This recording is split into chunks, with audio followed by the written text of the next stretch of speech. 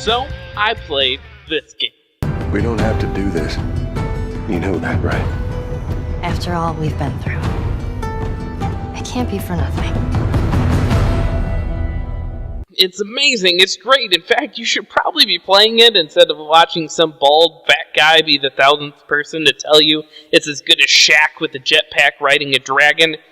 Well, maybe I'm not the 1000th person to say that exactly, but the point is, it's good, and that's hardly an original or interesting thing to say, but what else can you say?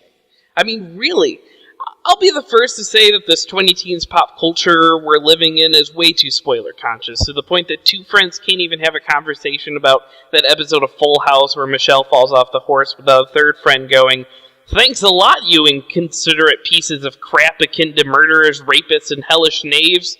Now I won't be surprised at all when I see both Mary-Kate and Ashley on screen."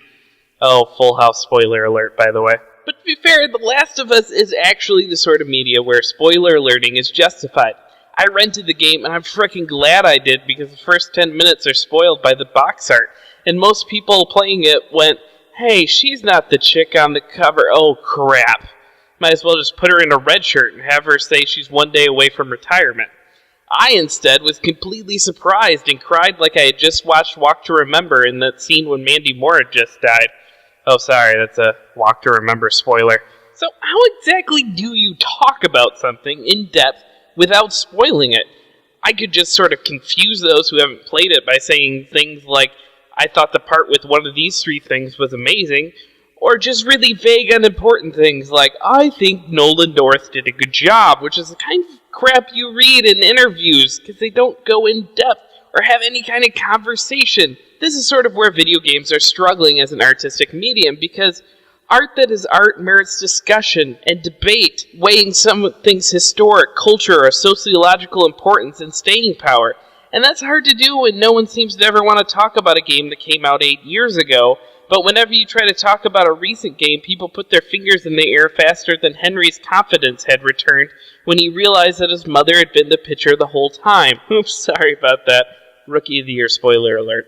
The opposite isn't any better either, mind you. I had a friend who refused to watch anything without reading the Wikipedia entry first so that she was never emotionally surprised, which, in my opinion, is intellectually cowardly.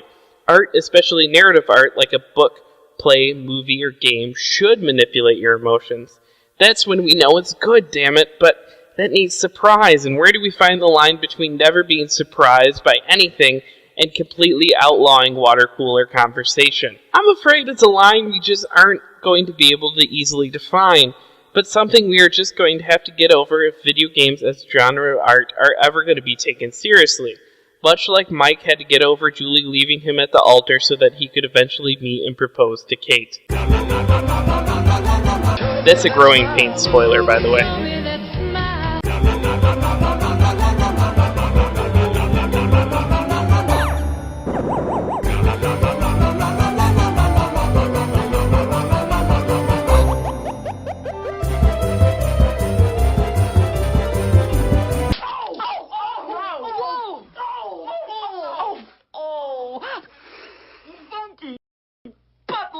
Did he say funky butt loving?